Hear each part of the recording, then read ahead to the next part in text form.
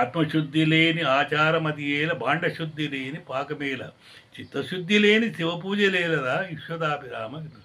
అందుకొరకు మనం ఏం చేయాలంటే భక్తితోన మనం పూజ చేయాలి, అంతేగాని భగవంతుడిని ఎప్పుడు కూడా విమర్శించకూడదు, తర్వాత ఆయనని కూడా హేళన చేయకూడదు. ముగ్గురు స్నేహితులు శ్రీశైలానికి వెళ్ళిండట. అయితే పాదయాత్ర చేసుకుంటూ పోతుంటే ఫస్ట్న వచ్చేది ఏంది, సాక్షి గణపతి. సాక్షి గణపతి వస్తే అంతే వాడు తుంటరి స్నేహితులు దగ్గరికి పోయి, సాక్షి గణపతి దగ్గరికి పోయి ఏం చేసిండ్రు అంటే, ఇక తుంటరి పనులు వాడు వేసే పనులన్నీ అవి ఎట్లుంటాయి కదా. అరే ఈ వినాయకుడి యొక్క చివరెట్లుండే సుర్రో అంటే ఓడన్నాడట. అరే తొండమెట్లుందరు అంటే ఓడానట. వినాయకుడి యొక్క బొడ్డు లోపల ఏలు పెట్టిండట. అప్పుడు భగవంతుడు అనుకున్నాడు, వీళ్ళే పరీక్ష చేయాలి వీళ్ళని, వాడు అంత దూరం నుంచి ఎంతో కష్టపడి వీటికి వచ్చి ఆఖరికి నన్ను హేళన చేస్తుంటారు అని చెప్పేసి చివరికి వస్తే ఏమైంది, ఆ మొదటి వాడుకు బొడ్డు లోపల ఏలు పెట్టంగానే ఆడొక తేలు ఆకారం వచ్చి బాగా కరిచింది అన్నట్టు.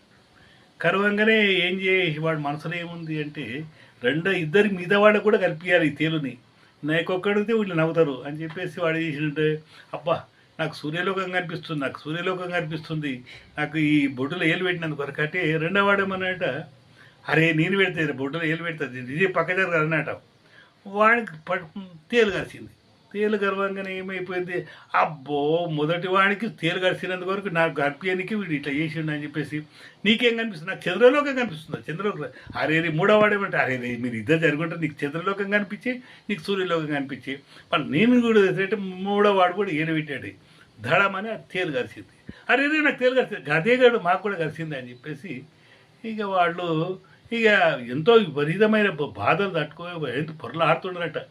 అక్కడ నుంచి ఒక గురువు వచ్చిందంట, ఏనాయనా ఎందుకు ఇట్లా ఓట్లాడుతున్నారంటే, ఏం లేదు మాది పొరపాటు జరిగింది, మేము ఇట్లా హేళన చేస్తాం భగవంతుని పేరు మీద, అందుకొరకే మాకు ఇట్లా జరిగిందంటే రే ఎంత పాపాత్ములరా మీరు, ఎంతో దూరం నుంచి వచ్చి నడుచుకుంటూ వచ్చేసి భగవంతుని దర్శనం చేసుకొని ఊక దేవుడిని హేళన చేస్తారా అంటే, ఇట చేయలేంది అంటే, మీరు పాతాళ గంగలో పోయి అక్కడ స్నానం చేసి మీరు మాకు తప్పైందని చెప్పేసి ఓ 2 బింగిళ్ళు తీయండి, ఆ తర్వాత మీకు బాధలు తక్కువ అవుతాయి అంటే, అప్పుడు పాతాళగంగ అదే బాధతో పాతాళగంగ పోయి మునిగి వచ్చి మా తప్పైంది స్వామి అని చెప్పేసి అప్పుడు ఇక క్షమాపణ కోరితే అప్పుడు ఆ బాధలు తొలగిపోయినట్ట. అందుకొరకు ఎప్పుడు అని భగవంతుడిని ఎప్పుడు హేళన చేయకూడదు.